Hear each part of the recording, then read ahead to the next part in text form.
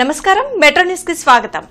ప్రకాశం barrage కి వరద ఉధృతి కొనసాగుతుంది. బ్యారేజ్ గేట్లు ఎత్తి దిగువకు నీటిని అధికారులు విడుదల చేస్తున్నారు. ఇప్పటికే లోతట్టు ప్రాంత ప్రజలు అప్రమత్తంగా ఉండాలని అధికారులు హెచ్చరించారు. బ్యారేజ్ నుంచి దిగువకు నీరు విడుదలవడంతో సందర్శకుల తాకిడి పెరిగింది.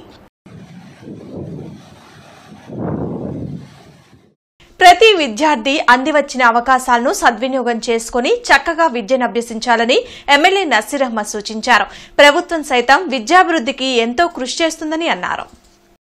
కన్యకా పరమేశ్వరి అమ్మవారి దేవస్థానంలో వాసవి మిత్రమండలి ఆధ్వర్యంలో బుక్స్ పంపిణీ కార్యక్రమం జరిగింది. కార్యక్రమానికి ఎమ్మెల్యే నసీర్ అహ్మద్ ముఖ్య అతిథిగా హాజరై విద్యార్థులకు బుక్స్ పంపిణీ చేశారు. విద్యాభివృద్ది ద్వారానే దేశాభివృద్ది సాధ్యమని ఎమ్మెల్యే నసీర్ తెలిపారు. విద్యార్థులు చిత్తశుద్దితో విద్యను అభ్యసించాలని ఆకాంక్షించారు. సీఎం చంద్రబాబు, మంత్రి లోకేష్ విద్యాభివృద్దికి అనేక ప్రణాళికలు చేపట్టనున్నట్లు తెలిపారు. కార్యక్రమంలో వాసవి మిత్రమండలి ప్రతినిధులు పాల్గొన్నారు. ఈరోజు కులాలకు అతీతంగా మతాలకు అతీతంగా విద్య అనేది ఎంత అవసరం అనేది మీరందరూ కూడా ఈరోజు చాలా వినూత్నమైనటువంటి పద్ధతులు మీరు తీసుకున్నటువంటి చొరవకి నిజంగా మీకందరికీ కూడా ధన్యవాదాలు తెలుపుతా ఉన్నాను. ఎందుకంటే ఈరోజు సమాజంలో మనందరం కూడా చూస్తా ఉన్నాం. ఎక్కడో మారుమూల గ్రామంలో పుట్టి పెరిగినప్పుడు కూడా కేవలం విద్య ద్వారానే ఈరోజు అంతర్జాతీయ స్థాయిలో పేరు ప్రఖ్యాతులు గడించినటువంటి వాళ్ళు ఉన్నారు. కానీ వ్యాపారాలతోనూ డబ్బులతోనూ ఎవరు కూడా అంత పేరు సంపాదించలేదు. విద్య ద్వారానే వాళ్ళందరూ కూడా ఈరోజు మేము గొప్పగా చెప్పుకున్నటువంటి ఎంతమంది పెద్దల గురించి చెప్పుకున్నా వాళ్ళలో కేవలం విద్య ద్వారానే ఆ స్థాయికి ఎదగలిగినటువంటి విషయాన్ని మనందరూ కూడా గ్రహించుకోవాల్సినటువంటి. నర్సాపూర్ ఎక్స్ప్రెస్ లో చోరీకి దొంగలు యత్నించారు. నడికుడి రైల్వే స్టేషన్ వద్ద ఈ ఘటన చోటు చేసుకుంది. చైన్ లాగి రైలును ఆపిన దుండగులు B5, S10, S13 బోగీల్లో ప్రయాణికుల నుంచి ఆభరణాలు చోరీ చేసేందుకు యత్నించారు. ఆర్పీఎఫ్ పోలీసులు అలర్ట్ అవడంతో దుండగులు తప్పించుకున్నారు.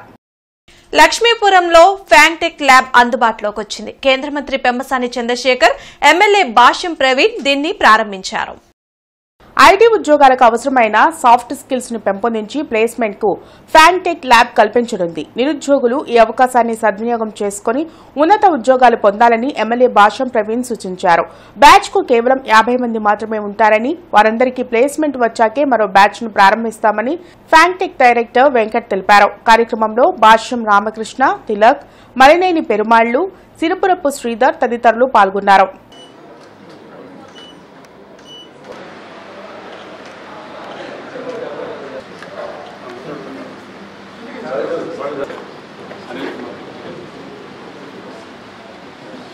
ఎంతోమంది యువతీ యువకులు ఉద్యోగ అవకాశాలు లేక ఇబ్బంది పడుతున్న సందర్భంలో వారిని గుర్తించి వారికి స్కిల్ డెవలప్మెంట్లో ట్రైనింగ్ ఇచ్చి వాళ్ళకి ఉద్యోగ అవకాశాలు కల్పించడం కోసం ఏర్పాటు చేసిన సంస్థ ఇది.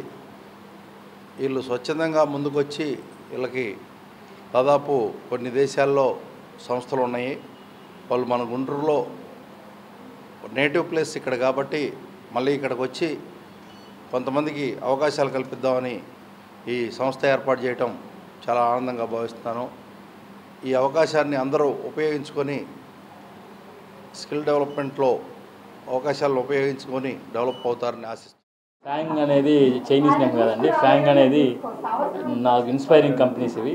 వరల్డ్ వైడ్గా టాప్ టెక్ గెయిన్స్ అంటారు వీటిని. Facebook, Amazon, Apple, Netflix, Google. ఇక్కడ ఏ ఐటీ ఎంప్లాయ్ అయినా వాళ్ళు అల్టిమేట్గా ఏదో రోజు ఈ కంపెనీస్లో పనిచేయాలనే డ్రీమ్తో వర్క్ చేస్తుంటారు.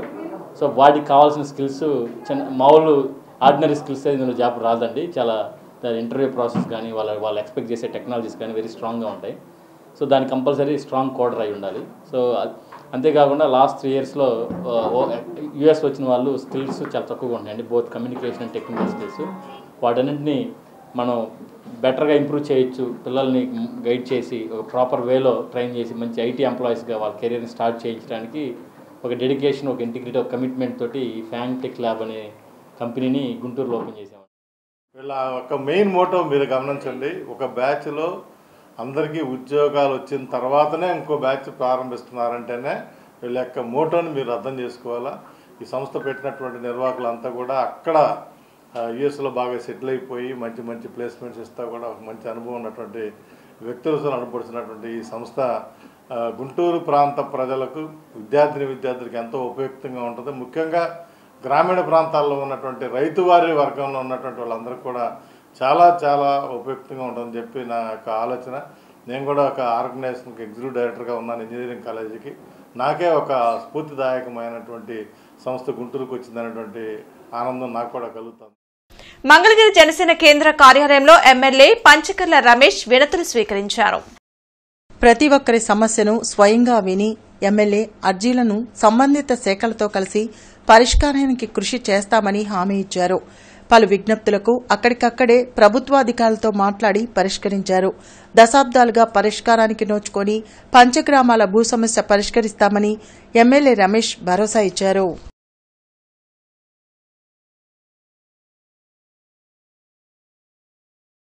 దేశంలో ఆధ్యాత్మిక ప్రజాస్వామ్యం అవసరమని మాజీ మంత్రి డొక్కా మాణిక్యవరప్రసాద్ అన్నారు.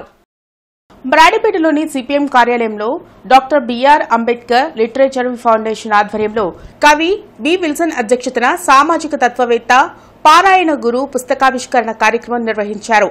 అతిథిగా హాజరైన డొక్కా మాణిక్యవరప్రసాద్ మాట్లాడుతూ కులాల విద్వేషాలతో 3000 సంవత్సరాలుగా దేశంలో ప్రజల మధ్య సోదరతత్వం లేదని ఆవేదన వ్యక్తం చేశారు. దేశంలో ప్రజల మధ్య ఐక్యత లేకుంటే మన పొరుగు దేశాల దుస్థితే మనకు వస్తుందని హెచ్చరించారు. ఈ సందర్భంగా అతిథులుగా హాజరైన వైద్యులు ఆలా వెంకటేశ్వరరావు, మాజీ మంత్రి డొక్కా మాణిక్యవరప్రసాద్ చేతుల మీదుగా పుస్తకాన్ని ఆవిష్కరించారు. కార్యక్రమంలో లక్ష్మీ నరసయ్య, జయసుధ, వినయ్ కుమార్, వినయ్, రమణ పాల్గొన్నారు.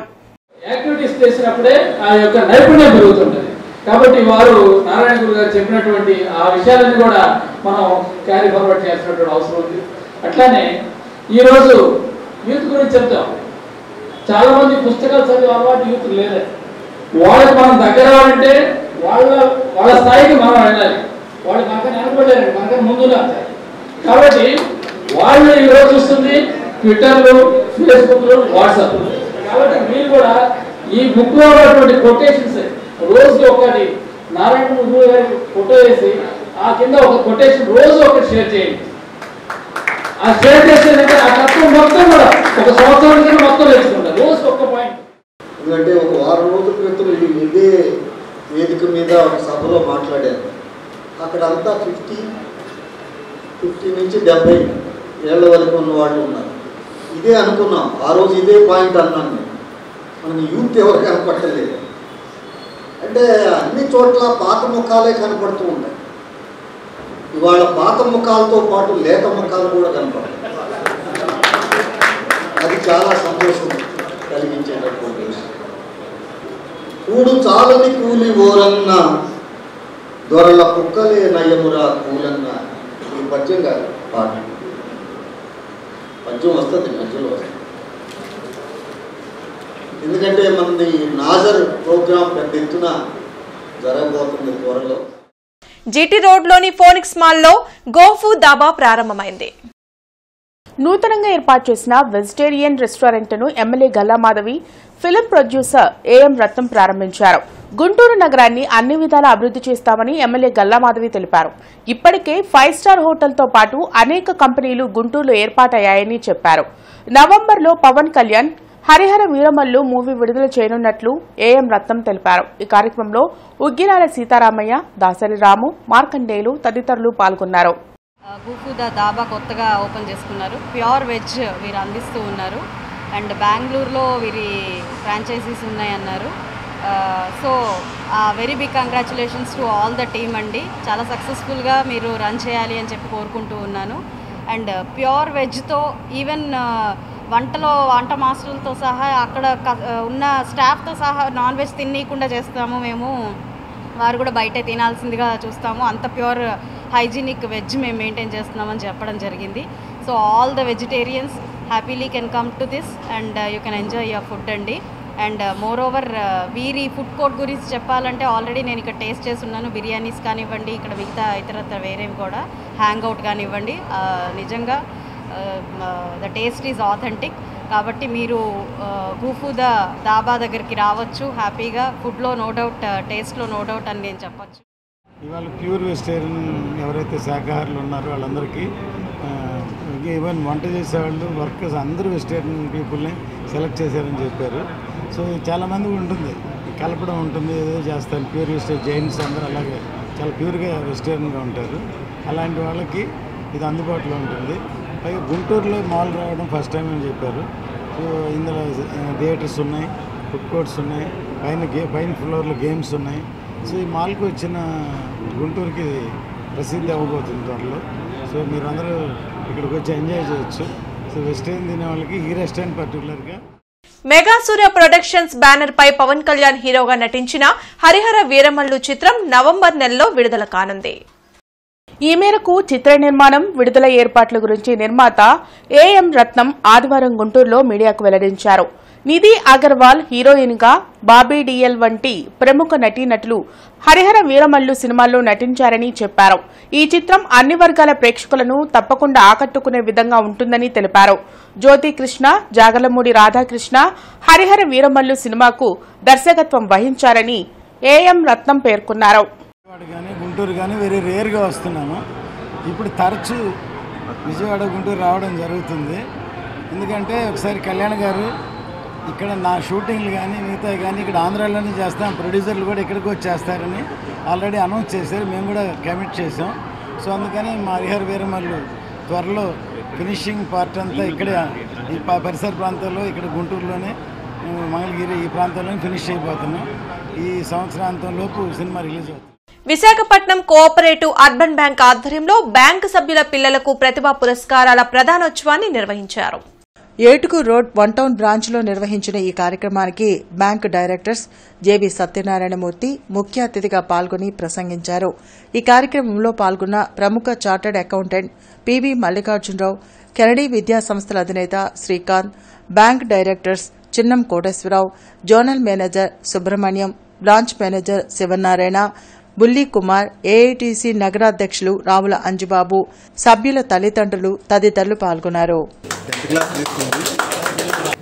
విధంగా మహారాష్ట్ర, గుజరాత్ తర్వాత దేశంలోనే సహకార రంగంలో పెద్ద బ్యాంకుగా మన బ్యాంకు ఉంది. ఈ సంవత్సరానికి ఒక 8,000 కోట్ల రూపాయలకి మొత్తం వ్యాపారం చేరుకోవడానికి కావలసినటువంటి పద్ధతుల్లో మీ అందరి సహకారంతో ప్రయత్నం చేస్తున్నాం. ఈ నేపథ్యంలోనే ఎప్పుడైతే సహకార బ్యాంకుల మీద ఇన్కమ్ ట్యాక్స్ ఆదాయ పన్ను వేశారో అప్పుడు యాజమాన్యంగా అనుకున్నాం, ఊరికినే మనం శ్రమ చేయడం, మనం ఆర్జించడం, ప్రభుత్వానికి పన్ను రూపంలో చెల్లించేదానికన్నా సంక్షేమ పథకాలు మన సభ్యులకు వివిధ సంక్షేమ పథకాలు పెడితే బాగుంటుందని మెడి క్లైమ్ అన్నది ఆరోగ్య బీమా పథకాన్ని పెట్టి ముందు 15,000తో ప్రారంభించి ఈరోజు 50,000 దాకా సభ్యులు ఎవరైనా ఆరోగ్యం బాగలేక ఆసుపత్రిలో చేరితే 24 గంటలు పైబడి ఉంటే వాళ్ళకి 50,000 దాకా ఆసుపత్రి ఖర్చులు రియంబర్స్ చేసేటటువంటి పద్ధతుల్లో అదొకటి తీసుకొచ్చాం. అలాగే సభ్యుల పిల్లలు ఎవరైనా 10వ తరగతి ఇంటర్మీడియట్లోని 90% పైగా మార్కులు సాధించి ప్రతిభ కనపరిచినటువంటి వాళ్ళకు కూడా పురస్కారాలు ఇవ్వాలని చెప్పని భావించాం. Silambam stick fencing association of Andhra Pradesh ఆధ్వర్యంలో 14వ సిలంబం స్టేట్ ఛాంపియన్షిప్ పోటీలను గుంటూరు నగరంలోని బిఆర్ స్టేడియంలో నిర్వహించారు.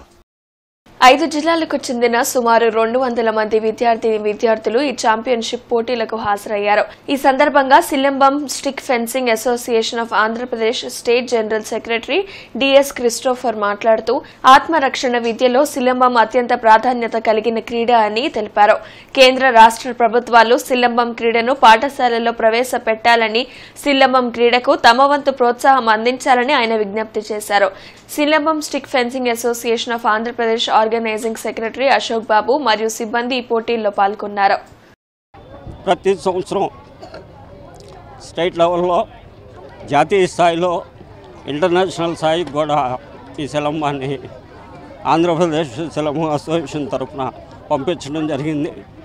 సెల్ఫ్ డిఫెన్స్ కింద వస్తుంది కాబట్టి ఈ క్రీడని మరి రాష్ట్ర స్థాయిలో అన్ని స్కూల్స్లో 1 గంట దీన్ని కనుక పెడితే ఆడపిల్లలకి ఎంతో ఆత్మరక్షణకి ఉపయోగపడుతుంది. దీనికి పెద్దగా ఖర్చు కూడా ఉండదు. ఒక స్టిక్కు మహా అయితే 100 రూపాయలు అవుతుంది.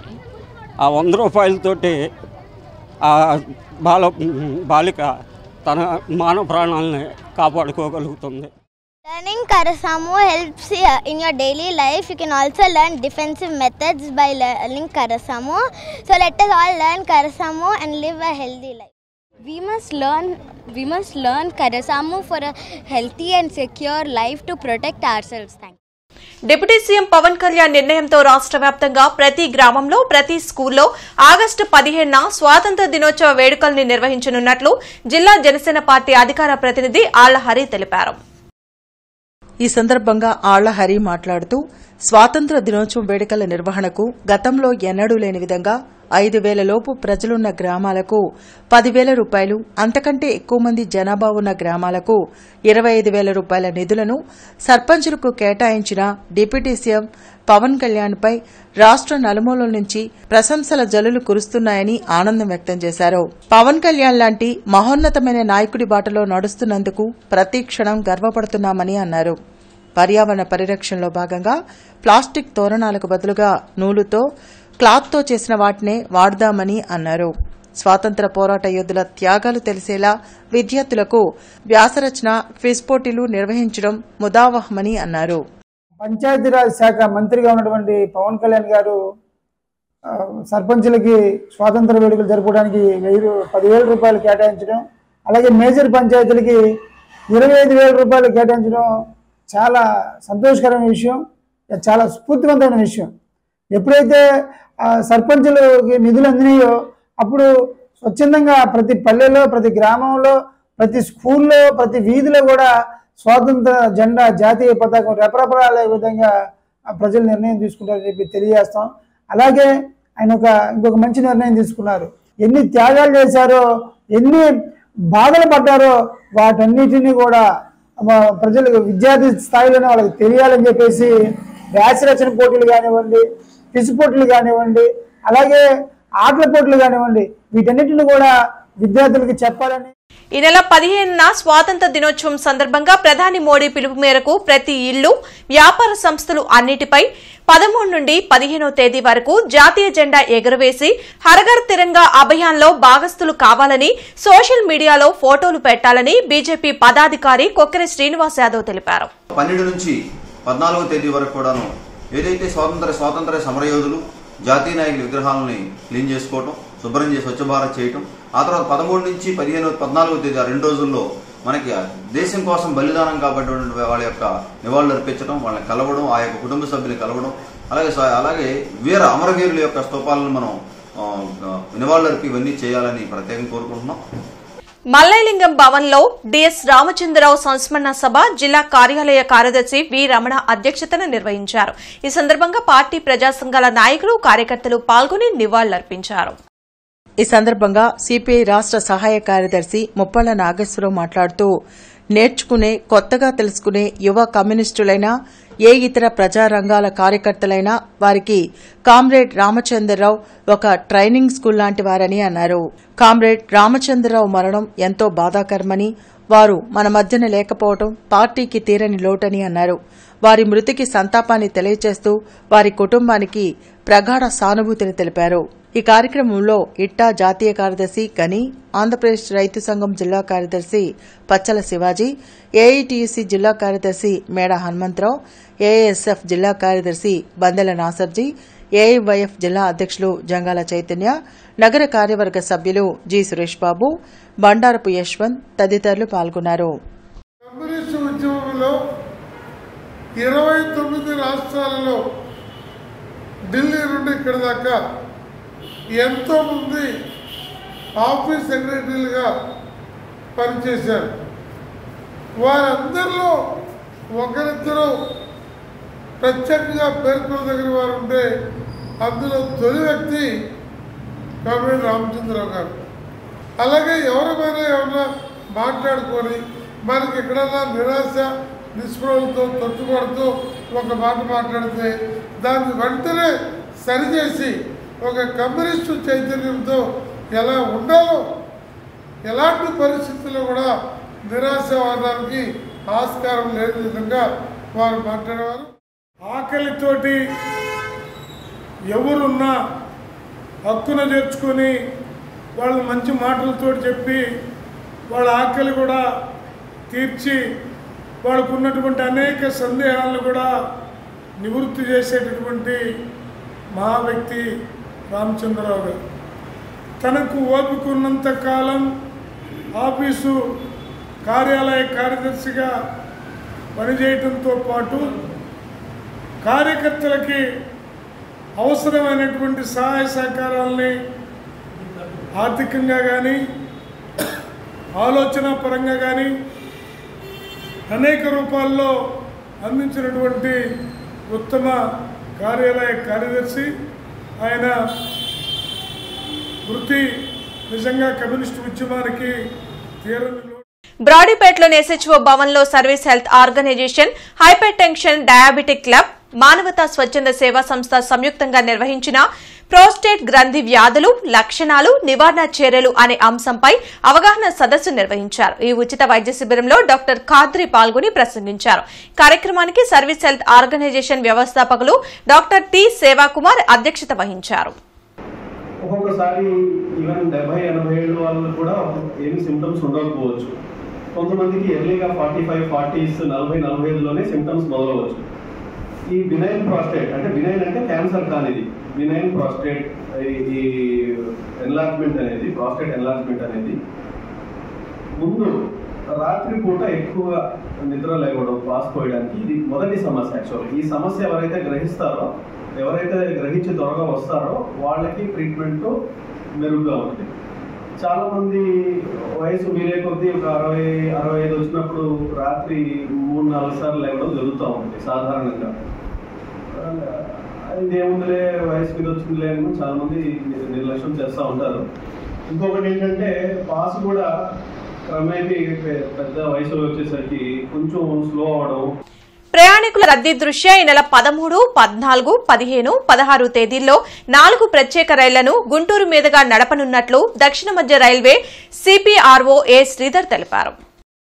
నెంబర్ 071887 కాకినాడ టౌన్ సికింద్రాబాద్ రైలు ఈ నెల 13, 15 తేదీల్లో రాత్రి 9 గంటలకు బయలుదేరి గుంటూరు, సత్తెనపల్లి, పిడుగురాళ్ల, నల్గొండ మీదుగా మరుసటి రోజు ఉదయం 8:40 సికింద్రాబాద్ చేరుకుంటుంది.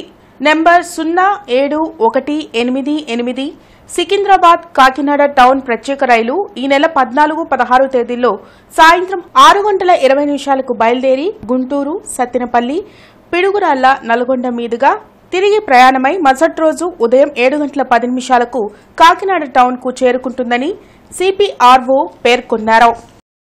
తెలుగుదేశం పార్టీ నాయకులు భీమనాథం భరత్రెడ్డి జన్మదిన వేడుకల్లో భాగంగా భరత్రెడ్డి యూత్ ఆధ్వర్యంలో ఉచిత మెగా మెడికల్ క్యాంప్ ప్రారంభించారు. ఈ కార్యక్రమంలో ప్రముఖ సినీ నటులు పృథ్వీ, ఈస్ట్ ఎమ్మెల్యే నసీర్ అహ్మద్, మాజీ ఎమ్మెల్యే నంబూరు సుబాని, బీజేపీ నాయకులు వనమా నరేంద్ర, డిప్యూటీ మేయర్ సజ్జీలా, మాజీ డిప్యూటీ మేయర్ నంబూరు గౌస్ పాల్గొని భరత్రెడ్డికి జన్మదిన శుభాకాంక్షలు తెలిపారు.